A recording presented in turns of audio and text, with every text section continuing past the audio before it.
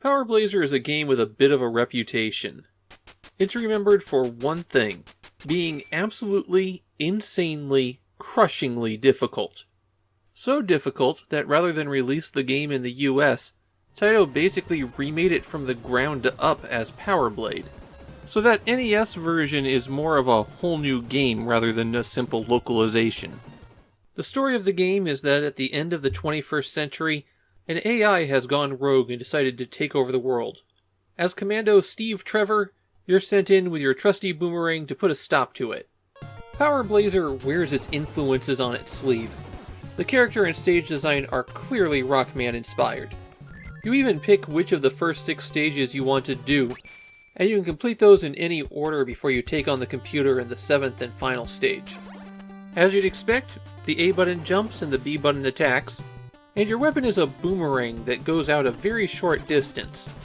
How far the boomerang flies depends on the length of the power bar at the top of the screen.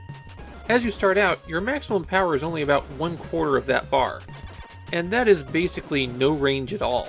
And here's one of the fundamental problems with Power Blazer. Most enemies that you encounter will take multiple hits to destroy. 6 to 10 hits is not uncommon. And you have no reach with your weapon, enemies aren't stunned by getting hit by your weapon, and their movement patterns are generally to charge straight at you. It's really hard to not get hit over and over again, especially if you're not powered up. There are 4 kinds of items that are potentially dropped by enemies when you defeat them. The P gives you a bread boomerang that penetrates enemies. It effectively increases your damage a lot. The G increases your power bar. Each one you collect means it can go up 1/4 more. The N is actually a power down. If you had the red boomerang, it returns it to the default blue state. The last thing that enemies might drop are hearts, and of course those recover your life. Now you might think that you just have to kill a few enemies, collect a few power-ups, and then you'll be strong enough to take things on. Au contraire, mon frère. Enemies have a sub 10% drop rate for any of the power-ups, and on most of the stages, there's maybe 10 enemies total. Remember that most of them take a lot of hits to defeat as well. There are a handful of places in the game where enemies that can be defeated in one hit spawn infinitely. You can use those locations for farming power-ups, but it can be a risky strategy given how hard it is to recover from damage. There's 3 more items that you'll find on stages that you can collect. I expect that you'd know what a 1-up is. The B capsules and E capsules are stored for later use. B's are bombs that destroy all of the enemies on the screen, while E is an energy tank that refills all your health. You select which one of those you're going to use by pressing start and then hitting up and down. Then you can activate it by pressing select. The order that you choose to do the stages in doesn't matter one bit. Other than the capsules, there's no permanent power-ups or collectibles, so you can just go wherever. And the stages are incredibly hard. This is a game that requires pixel-perfect platforming a lot. And it doesn't help that while standing on moving platforms, sometimes you just won't jump. It seems to be the good old problem of not letting the jump command have priority over other inputs or movement. The precision required for jumping extends to the use of ladders. You have to be perfectly aligned with them before you can catch them. Although the enemies are nasty, the deadliest thing on stages tend to be the traps. Like these crushers where the hitbox isn't actually the graphic on the screen, and if you move according to the graphic, you don't have enough time to get through them.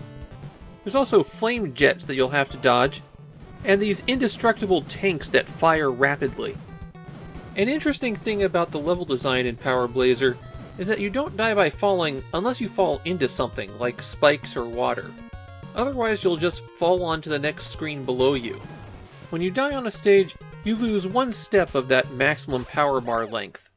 There's 1 checkpoint on every stage, roughly at the halfway point. The stages can be pretty long though, so it could be quite a while before you reach that halfway point, and then reach the boss after that. At the end of the stages you'll find a door, and within you'll find the boss. And the bosses are a bit of a mixed bag. Some of them are trivially easy, like this guy who just appears and fires 5 shots, and some are next to impossible, like this nest of robot hornets. At least if you die on the boss, then you'll continue from the boss. If you manage to defeat a boss, then you get a password that you can use to continue. The legacy of Power Blazer is weird. Even in Japan, Power Blade is the preferred version. I found plenty of people saying Power Blazer was too hard for them, and that people should play Power Blade instead. And so when it came time to make a sequel, Taito made a sequel to Power Blade instead of Power Blazer. But they didn't want that sequel to be associated with Power Blazer, so they called it Captain Saver instead. As for Power Blazer, well, I can't deny the technical competence of the game. There's a lot of skill in the visual presentation, and the music is by the same composer that made the music for Castlevania. But then I try to play it, and it's really just frustrating. The best strategy I could find was to get close to things and just fire rapidly. There's a few enemies where sometimes I could manipulate their patterns a bit, but there was enough randomness in their movement that I couldn't do it consistently. And although the power-ups are overwhelmingly useful, on most stages you just don't have an opportunity to get them. I wound up using the E-capsules almost immediately just as an attempt to get to the bosses. If you can get to the boss with 1 life left, then you have a chance of making it through the stage. Otherwise, it's an uphill battle. It feels like Power Blazer has a good game trapped within it, but they decided to crank up the difficulty for some reason to the point where there's just not a lot of fun left in there. I go back and play Power Blade from time to time, but I don't see myself doing that for Power Blazer.